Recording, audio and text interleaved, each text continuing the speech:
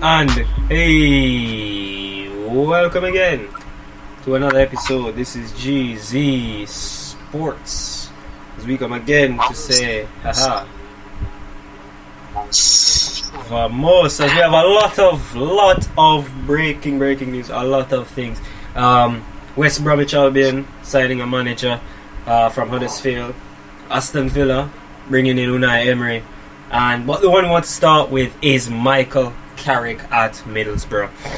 Carrick, as we all know, Kate was in that Gerrard, Lampard, Scholes era, back in the Scholes, but still was there, and was not really appreciated as a player. Was not really appreciated as such a good player, but he was a very intelligent player, very good player for his stature, really good holding midfielder. Do you think he'll be as good a manager as he was a player? Well, let me tell you what, Michael Carrick certainly was and is very underrated. At the back end of this Solskjaer era, he took charge of the club for about 2 games, I believe. 3. Winning 1 and drawing 1. 3 games, he's undefeated. 3 games undefeated, right? It was something that we had struggled to do prior for weeks, if not months. As it relates, he has high footballing IQ, as you said. I'm looking forward to this, Jackson, I'm not gonna lie. Seeing what he did with United, yeah, he had world-class players, but just the level and pace and the tempo that they had, I think it'll be really interesting to see what he can do with Middlesbrough, especially if he has the full backing of the club to make the transfers that he pleases and to work with the players the way how he wants to work with them. I think they'll do well. I think he'll do well overall. Yeah, and Middlesbrough, they're not, how may I say, they're not really the top team in the Championship anymore. Right now, it's top of the league is actually QPR. Last time QPR have been top, last time I think QPR was in the Premier League, Julio Cesar was the goalkeeper. That's ages, that's decades, that's centuries ago. It's been a long while. To be honest, yeah, I remember the days when Julio Cesar was the goalkeeper for Brazil.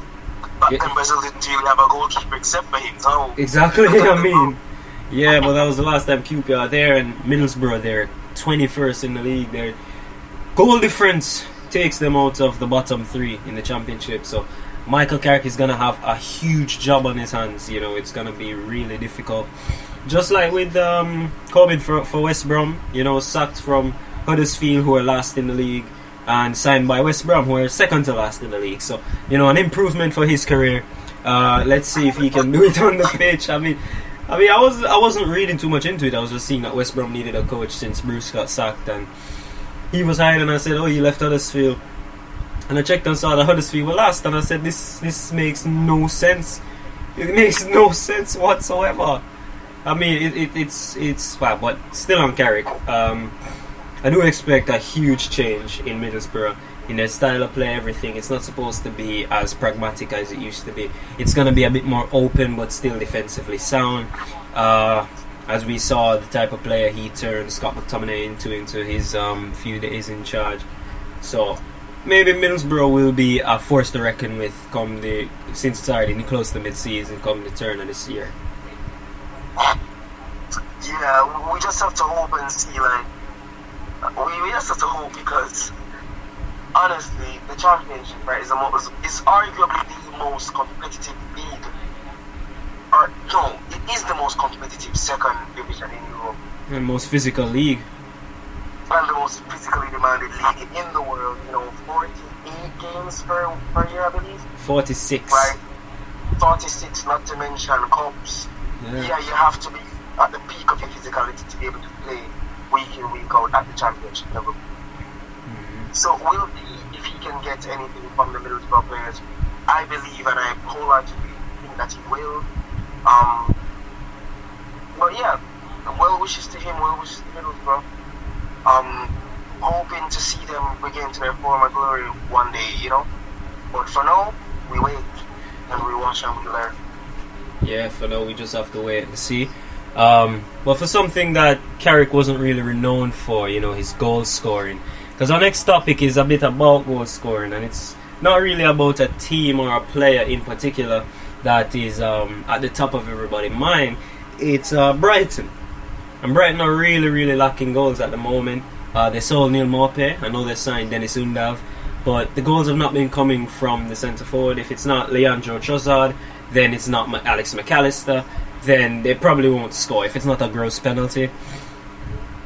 The question is, Brighton just got a new coach. They're still sitting on that Cucurella money. They're still sitting on that Bissouma money. They're still sitting on Maupay's money because the signings they made were before those guys were sold. So the question is, what type of striker, or who would be the best profile of striker to fit Brighton, seeing as they're a team challenging for a Conference League position at the moment? What profile striker works best for Brighton? Alright, let me think about this now, alright? Told you I was going to test your brain. Huh? I told you I was going to test your brain. Oh, well. Alright, so the type of striker that Neil Maupay was the one dropping back, the one making some movement. Not necessarily an out-and-out finisher, but the man that you want to give the ball to. So I think, personally speaking, a target man would be best suited for this position. Target man, for those who don't know, would be like players such as, say, Erling Haaland. He's a target man, right? You always want to give the ball to him, but of course they can't get Erling Haaland. They're too poor for that. I mean, yeah. Honestly, I'd say probably Ashley Adams. Right? I know it's odd.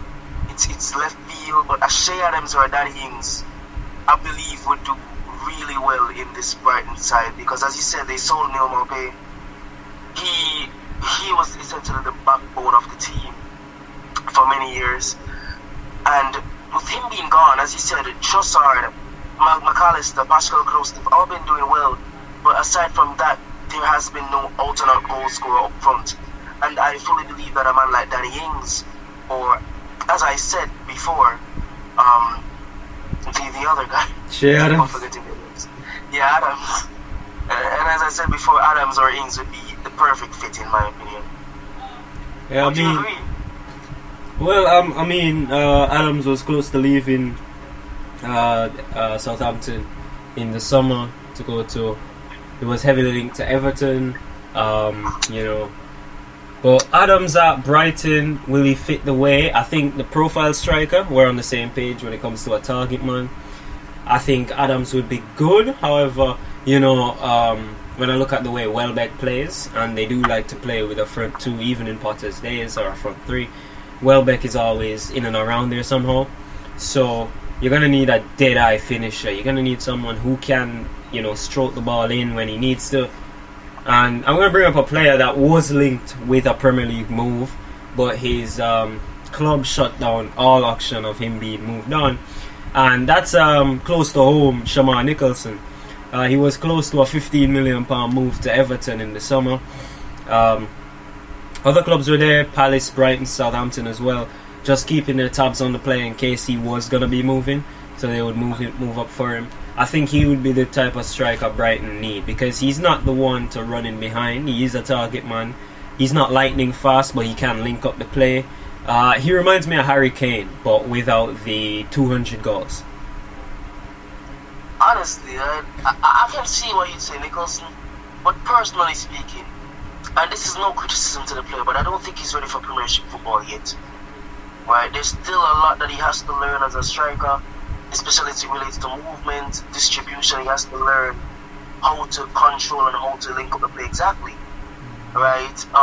For Jamaica, for example, he's been doing really well in that regard, but as it relates to the finishing, his finishing, his shooting, he does seem a little, I don't want to say lackluster, but subpar in that regard. Because some of the chances you expect a Premier League striker to be putting in, he's not really doing them. You get me?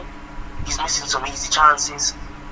But as you said, right, the player, it's a 50-50 chance with him, because he is very young, and there's a lot of room for improvement. Not that he's bad or anything, but he has quite a bit of room for improvement. And he can even get him for reasonably cheap, low risk, high reward sort of deal. So I could see it working out. honestly speaking. Yeah, but that is a bigger weight to see than Michael Carrick at this point in time. I mean, his agent will not let him move, not for the best move. He wants a big move for him. I don't think Nicholson is ready for a big move at this point. But a guy can dream, you know. It's really bad, and Brighton need goals. I mean, Brighton do need goals. If they scored more goals, they would be in a better position at this point. There are games which they've drawn, which they've lost by close margins, where they've been the better team, but they've not scored any goals to back it up either. So it's been an issue. Honestly, since Potter has left, they've been cut dry like an oasis in the sub-Saharan Africa. Like Oasis in Manchester. But moving to the UCL tonight, Champions League. Where do we start? City lacking goals. Can you believe it? A missed penalty from Riyad Mahrez. PSG hitting Maccabi Haifa for 7. I think it was 2 from Messi, 1 from Mbappe. There was 1 on goal. There was 1 from Saleh and 1 from Neymar. Was that it? 2, 3, 4. Yeah. I actually planned on talking about this a little later as well. Yeah, we can. Or we leave that one back. 7-2, beating Maccabi Haifa. Juventus. I mean, I was laughing the entire day when I saw Juventus down 4-1 to Benfica. I could not contain myself. Juventus were nearly out of the Champions League, out of Europe in general, because at that point in time, Maccabi Haifa scored. It was 4-2. And the goal difference was -5 to -6. And I was saying, if this result holds, Juventus have got to win next week. I think it was against... I think their next game is against PSG. And they would have to win to not fall out of Europe. But then they scored 2 goals later on. And they still have their dream alive. They're going to be in the Europa League. But, you know, what are your thoughts on Juve? Allegri says he's staying in the... Board say they're keeping him, but is it just because they don't want to pay him about 30 million euros? Because that's what his contract's worth. Spot on. I don't think they were willing to pay 30 million. Most UK fans want him out of the club. The atmosphere in the club right now is not the best. Juve seems to be a full shadow of a shadow of the God damn it. Let me put it again. Juve seems to be a shadow of their former selves. But they're no longer the Champions League powerhouses and the Champions League giants that they were when they went to that final against Madrid. Right? They're not that team anymore. And I think it's time to accept that Juventus is no longer the biggest club in Italy. They're no longer the front runners anymore. Post Ronaldo era, they've been an utter mess and an utter shambles, and to be honest, they don't really even deserve to be in the Champions League right now. They should be in the Europa, as you said.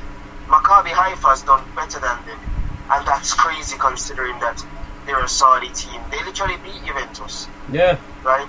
The first time in 21 years or 20 years or so since they won a Champions League match, and it's against an Italian giant, similar to a position of Manchester United that is Juventus right now. And one can only feel sad. One can only feel a little bad in themselves seeing a giant like that fall from grace, but that's the sport, that's the game that we know and love. Things happen, and Juventus has to accept that they're no longer that club. They have to come back from the grassroots, build up to establish themselves at the top of European football.